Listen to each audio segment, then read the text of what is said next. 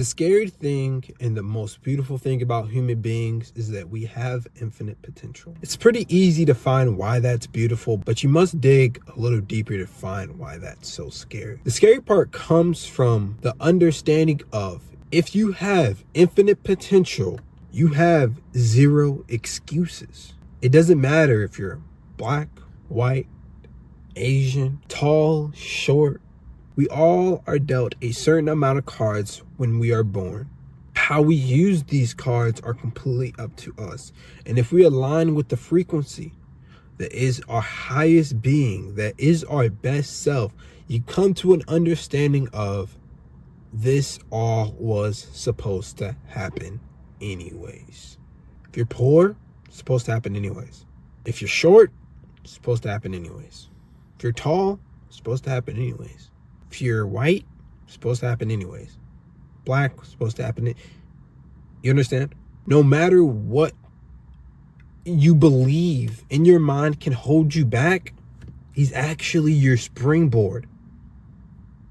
Because I'm black, more black people can relate to me. They can be a skinny black kid and think, I want to be buff. I want to be buff like him. Not to toot my own horn or anything, but you get what I mean. All right? That's how I am. When I see people who look like me, I get more inspired. Or I see people who have an economic background as me, I get more inspired. Because you are who you are, you can inspire people who look like you or who came from a similar background from you. It doesn't always have to be look like you. It could be something as simple as, oh, I came from Chicago and now look at me now. You, with that statement, you don't know who you're inspiring. Oh, I came from Chicago. No, if he can do it, I can do it. I come from Chicago in the hoods. Oh, he came from Chicago in the hoods. If he can do it, I can do it. There are so many facets of you that can inspire others, but it has to come with the same acceptance of there is no excuses. It has to come with the exact same acceptance of there is no excuses and that human potential is truly infinite. So this is how to maximize your 20s. This is what I believe, this is what I'm going to do to maximize my 20s. I'm only 23 right now. And this is what I think others should do to maximize their 20s. I've watched hundreds, probably thousands now, of videos of older guys talking about what they wish they would have done, what they did do. And I've compromised it to 3 points that I think will be impactful. The first step is have a plan. Have a plan. Every single year of me entering my 20s, I've always had a plan. Have a plan. Plan out every moment. Plan out every day. But always have a goal and a plan of where you want to go. And then where do you want to go? And then afterwards, what do you want to do? Because so many people look at their 20s like it's the beginning of the day, right? I don't have to do this right now because I got so much more runway. I got so much more time. The disconnect happens when you realize that as you get older, time actually speeds up. So although people in their 20s, they have a lot of time, we have a lot of time, we don't have as much time as we perceive. So when you were 20, a decade is a long time when you're 20, right? Because that's half your life. But when you're 40, 50, a decade is not that long because now that's 1/5 of your life. So time is relative of how we perceive it. So although we're 20, eventually 6 months is going to feel like 3 months. 3 months is going to feel like 1 month. 1 month is going to feel like a day. And time is just going to go faster and faster and faster. So you have to plan your days. You have to plan what you're going to do. You have to. It's a requirement, or else you're slowly going to drop off on that line. Another thing is cut out distractions. What is a distraction? A distraction is something that doesn't contribute to your goal. So once you have your plan, once you have your goal, what is not contributing to it? And most importantly, what is taking away from it? Could be those friends. Could be those friends. I had to cut off a lot of friends. I don't talk to most of the friends I had in high school. Talk to one, two. Because they didn't have the same mindset. Wasn't on the same shit that I'm on. All love, don't hate nobody. But wasn't on the same shit that I'm on. Didn't have the same mindset. It's the same shit. Some family members don't really talk to. Don't have the same mindset, not on the same thing that I'm on. Can't even perceive. Right? And when you study successful people, I'm gonna study me because I'm not at where I want to be, but when you study successful people, they don't have any distractions. Kobe Bryant wasn't kicking with people who wasn't on the same thing that he was on. He was riding on the bus with his teammates, and his teammates was making fun of him, and he said he didn't even care. He didn't even care. He's like, my friends are in Italy. He didn't mind when his teammates were making fun of him, clowning him. He still showed up every day, played basketball, but he didn't hang around people who didn't have the same goal as him, even if they were on the exact same team. Distractions are everywhere. We talk about them every single day on the channel. The drugs, the porn, the bullshit that just people say, the gossip, like it's every fucking where. It's everywhere. Everybody wants a piece of your energy, of your time, of just your life force, man. Your life force. You gotta come to a certain degree or a certain point where eventually you have that purpose, you have that goal, and you pour all of your life force in there. Because if you don't pour your life force in your goal, in your passion, in some shit that you actually want to do, what the system, what life is going to do is pour it to shit that you don't want to do. Pour it to some news article. Pour it to some politician. Pour it to all these useless ass distractions that people just fixate on. I'm not going to say I don't fixate on them sometimes, but not to the same degree. Not even close to the same degree. People's whole lives are politics. People's whole lives are just bullshit. And then they watch their lives dwindle away. What happened to that purpose? What happened to that passion? Oh, it's gone now. Because you were focusing that energy you could have put towards that, you were putting towards things that simply didn't matter. So the last one is physical health.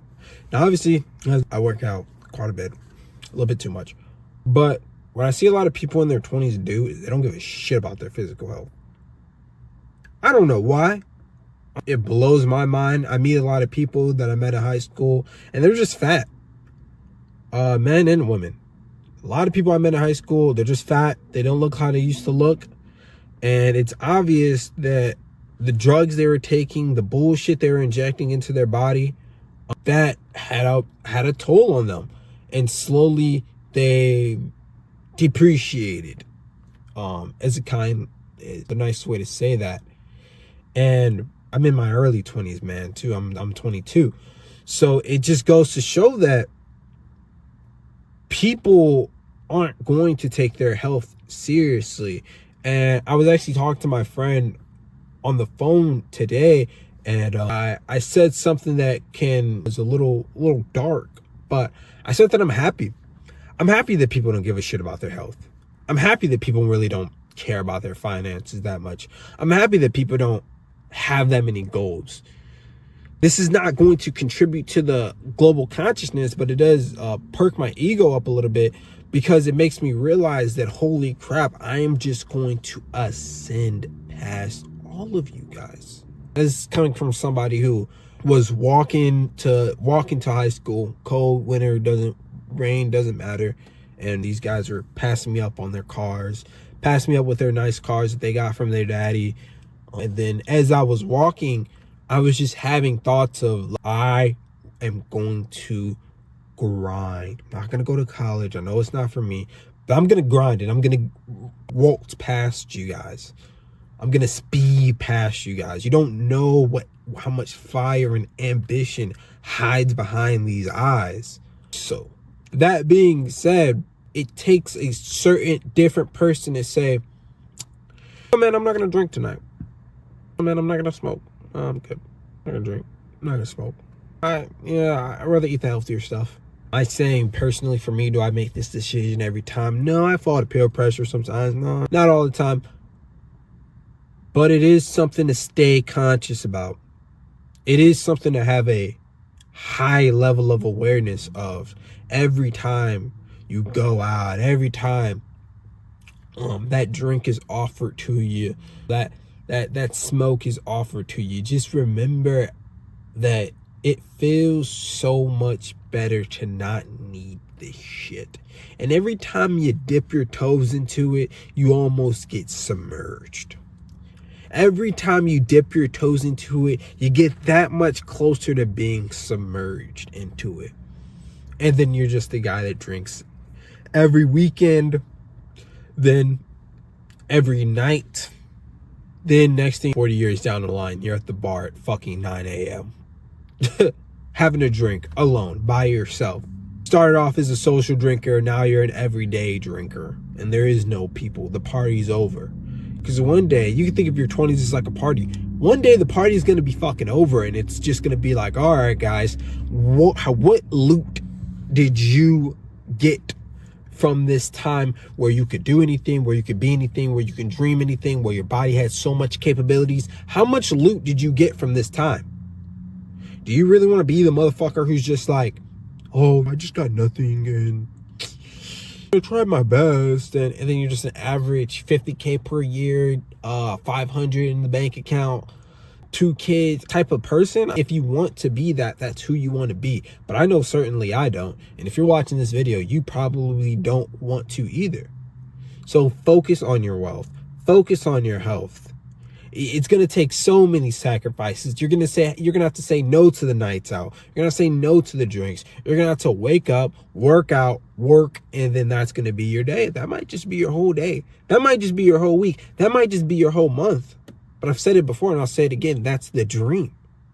That's actually the dream. Waking up every day and trying to achieve your goals. That's the dream. That's what you're supposed to do. That's your human potential. You think your life is supposed to be to fuck off? You think your whole life is supposed to be to party? To be doing dumb shit? To be doing bullshit? No, the dream comes from waking up and saying, oh, gotta work today. Got an 8-hour shift. Gotta study a little bit. I gotta work out. I gotta hit legs. And then tomorrow I gotta do the same thing. And the next day I gotta do the same thing. The next day I gotta do the same thing. Then a couple months down the line, I'm gonna relax and chill out and, maybe play a little bit of video games and do whatever relaxing activity you want to do without stepping too much still into degeneracy. But the point being is that progression bar that you're achieving every single day, that you're knacking on, that's the dream. That's what you're supposed to do. You're supposed to fall in love with the progress. And then once you hit 30, 35, 40, you're so far above your competition, you can't even see them. And that's what rallies me up, because I remember these guys thinking that they're better than me in class because they got the newest clothes, the newest car, whatever. Remember that shit. And I will always remember it throughout my 20s and maybe a little bit in my 30s. I want you to remember that. I want that shit to fire you up. Every person, just fire you up and realize that the separation, the gap, it's not much of a gap at all. That's it for today.